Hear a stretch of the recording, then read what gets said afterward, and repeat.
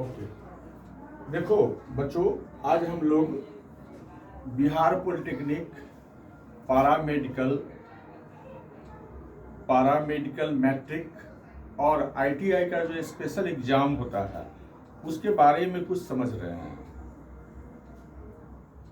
Matric देने के बाद बहुत बच्चों के मन में होता है कि हम क्या करें, इसके आगे क्या करें। तो हम लोगों को सबसे इम्पोर्टेंट लगता है कि अब इंटर करना है, इंजीनियरिंग की तैयारी करनी है, मेडिकल की तैयारी करनी है। इसमें हर कोई लग जाता है, उसके बाद भागम भाग हो जाता है।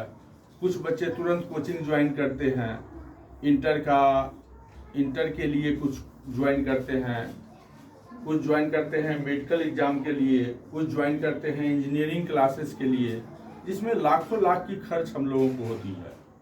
लेकिन अगर हम लोग थोड़ा धैर्य से काम लें, अच्छे तरीके से समझें, तो मैट्रिक के बाद भी कुछ एग्जामिनेशन होते हैं।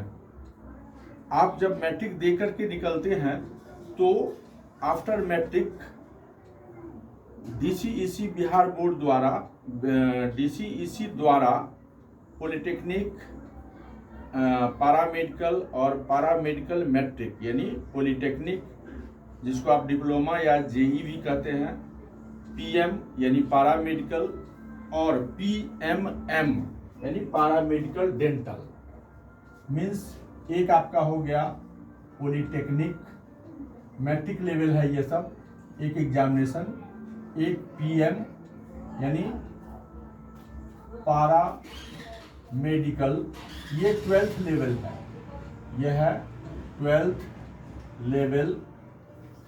इसके लिए आपको फिजिक्स, केमिस्ट्री, बायोलॉजी स्ट्रीम चाहिए। स्ट्रीम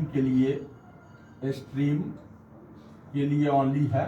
एक है पीएमएम मीन्स पारा मेडिकल मैट्रिक, ये 10th लेवल है आपका, 10th लेवल, ये आपका है 10th लेवल। और एक अलग से एग्जाम होता है, ये तीनों एग्जाम को पहले डीसीईसी के द्वारा ऑर्गेनाइज किया जाता है। इसके अलावा एक आईटीआई का एग्जाम होता है, ये भी है 10th लेवल। ये अलग से एग्जाम होते हैं, मीन्स ये तीनों एग्जाम एक साथ और आईटीआई का एग्जाम एक साथ होता है। अगर हम लोग थोड़ा सा समझदारी करें तो बहुत कम खर्च में और बहुत ज़्यादा आसानी से आप बड़े इंजीनियर्स बन सकते हैं। अगर इस इंजीनियर बन सकते हैं, नर्सिंग कोर्स कर सकते हैं, पारामेडिकल मीन्स नर्सिंग स्टाफ्स बन सकते हैं, एएनएम, जीएनएम, ये सब कोर्स करके आप अच्छे नर्स या जो डॉक्टर के लगभग समतुल्य होता है उसके बराबर आप भी बन सकते हैं। इसमें पॉलिटेक्निक जो है 10th लेवल का, इसका एग्जाम जो होता है यानी पॉलिटेक्निक में आप देखेंगे कि फिजिक्स रहेगा, केमिस्ट्री होगा और मैथ होगा। सब में 30 क्वेश्चन और 30 question, each question carry 5 marks, यानी इसका मार्क्स जो होगा, मार्क्स 30 इंटू 5, 30 इंटू 5, 30 इंटू 5, कुल मिलाकर के 150, यानी टोटल मार्क्स आपका हो गया, टोटल मार्क्स ऑफ एग्जामिनेशन जो होगा वो 450 मार्क्स का होगा, 450 मार्क्स का होगा। तो 450 मार्क्स का एग्जाम हम लोगों को होता है। इसमें अगर आप थोड़ा सा अच्छे रूप में प्रिपेयर करेंगे, जो कि बहुत मैट्रिक लेवल का एग्जामिनेशन है, और थोड़ा सा कॉन्शियस होकर के उसको प्रिपेयर करेंगे तो आसानी से आप क्वालिफाई कर सकते हैं। और पॉलिटेक्निक 3 ईयर कोर्स है। 3 साल का कोर्स करने के बाद एक तो आपको पॉलिटेक्निक का सर्टिफिकेट मिलेगा, दूसरा 10+2 का सिलेबस ये सर्टिफिकेट मिलेगा, ये दोनों सर्टिफिकेट आपको एक साथ मिलेंगे। साथ ही अगर आप आगे चल करके बीटेक करना चाहते हैं तो पॉलिटेक्निक वाले बच्चे के लिए 3 साल का बीटेक कोर्स होता है, उसमें आप ज्वाइन कर सकते हैं आसानी से। आपको जिसमें बीटेक अवेलेबल है पॉलिटेक्निक बच्चों के लिए, उसमें एडमिशन हो जाता है और आप आसानी से वो कोर्स करके बीटेक इंजीनियर बन सकते हैं। इस तरह से कम खर्च में आप इंजीनियर बनने, अगर आपके मन में इंजीनियर बनना है तो आसानी से बन सकते हैं। आप देखते होंगे इंजीनियर्स बनने के लिए बहुत खर्च होते हैं। अगर प्राइवेट में आप पढ़ते हैं तो भी मिनिमम 2 लाख 2.5 लाख तो ट्यूशन फी होता है, प्लस हॉस्टल में रहना है, हॉस्टल खर्च है, अदर एक्सपेंस है। अगर आप गवर्नमेंट कॉलेज में जाते हैं लाइक IIT, JEE मेंस के थ्रू जाते हैं, NIT में जाते हैं तो भी 1.5 लाख 2 लाख फी होता है पर ईयर। उतना हर कोई अफोर्ड नहीं कर सकता है, इसीलिए हम लोगों को, जिसके पास पैसे की कमी है या जो थोड़ा वीकर सेक्शन से आता है, उसके लिए बहुत आसान है कि हम लोग पॉलिटेक्निक करके डिग्री कोर्स ऑब्टेन कर लें और एक सम्मानजनक पेमेंट मिलता है उसमें। पॉलिटेक्निक के बाद आपको बड़े स्तर पर कैंपस सिलेक्शन भी होते हैं। उस कैंपस सिलेक्शन के थ्रू आप अच्छे इंडस्ट्रीज में जा सकते हैं। बड़े बड़े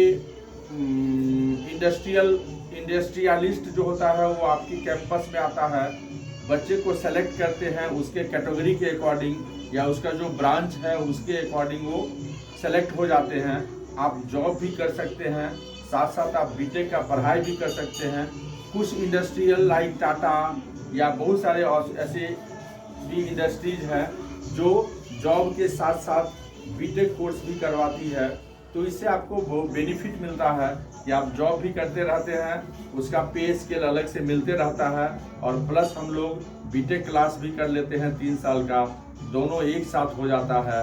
आप पॉलिटेक्निक के बाद से ही जॉब के साथ साथ बीटेक करते रहते हैं, फिर बाद में आपको एमटेक करना होगा वो कर सकते हैं, हर चीज़ कर सकते हैं। पॉलिटेक्निक वाले बच्चे जी मेंस के थ्रू IIT या NIT में भी एडमिशन ले सकते हैं, लेकिन उसमें 1 साल की छूट नहीं है, उसको 4 साल का कोर्स कंप्लीट करना होगा।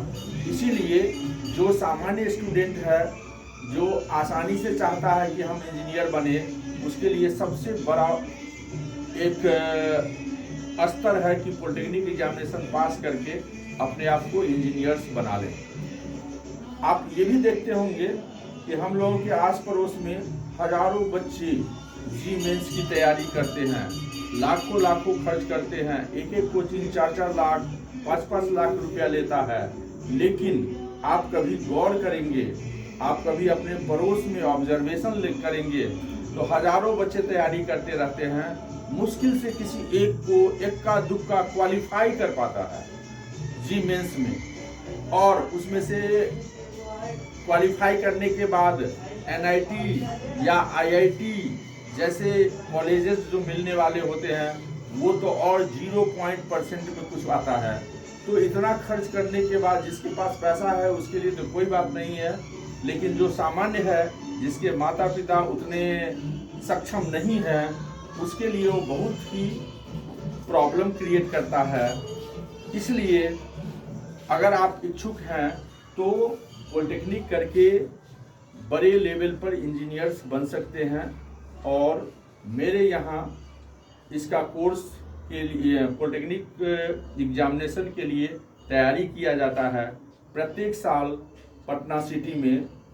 मेरा अपना अंदाज़ा है कि लगभग 500+ स्टूडेंट्स अभी तक पॉलिटेक्निक में पास कर चुके हैं और वो बड़े बड़े ओहदे पर हैं, विदेशों में काम कर रहा है आज इंजीनियर्स बन करके।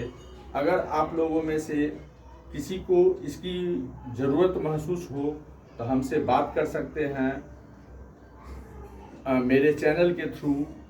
जो आप लोगों को बतलाया जा रहा है, ज़रूरत पड़े तो उसको, चैनल को अच्छा लगे तो सब्सक्राइब भी कीजिएगा, लाइक भी कीजिएगा। Thank you.